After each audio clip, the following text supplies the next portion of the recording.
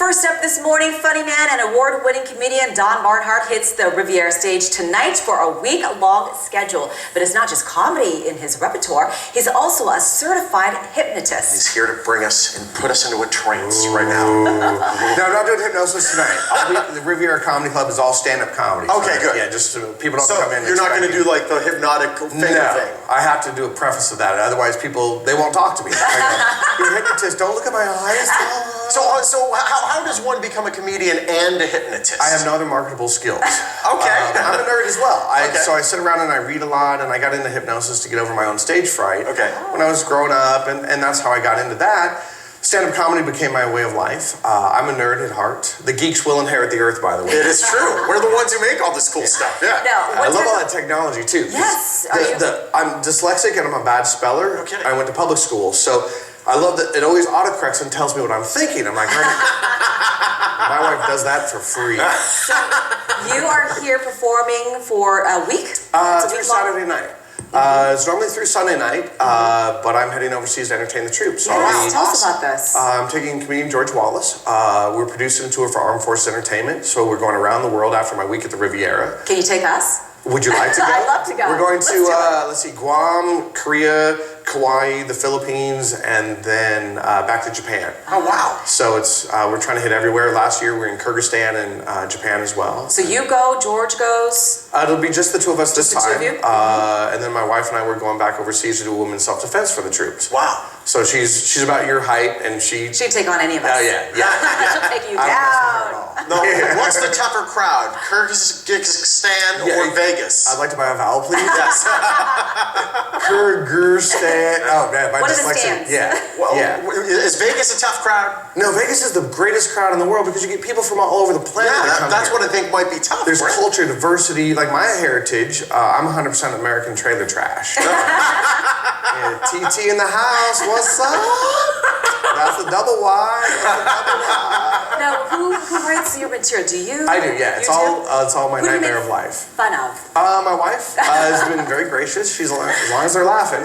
Just my experiences growing up. Like we were poor. I had 4 older sisters, so I got a lot of hand-me-down dresses. And yeah, thank you.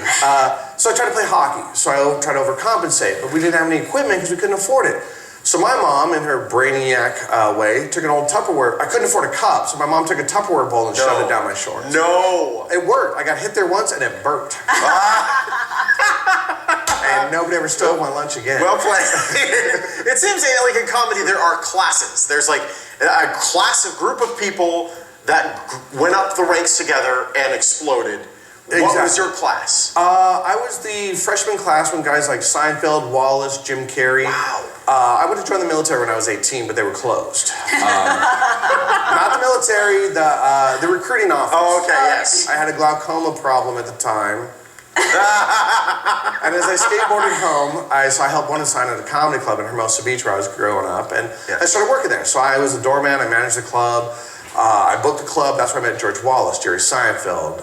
Leno's there every Sunday night still. Wow. So I was kind of underneath them, and 15, 20 years ago, Leno goes, you want to be a comic, you got to go on the road, man. You can't stay in one place. So I quit the next day, and I started going on the road, and I've been there ever since. And Jerry, I believe, is coming to town, too. So do you go and catch him when he's here? I try to, yeah. Yeah, it's you know, I'm the guy that I sit quietly at the table. When you're with the masters, you don't just be funny with them. Yeah.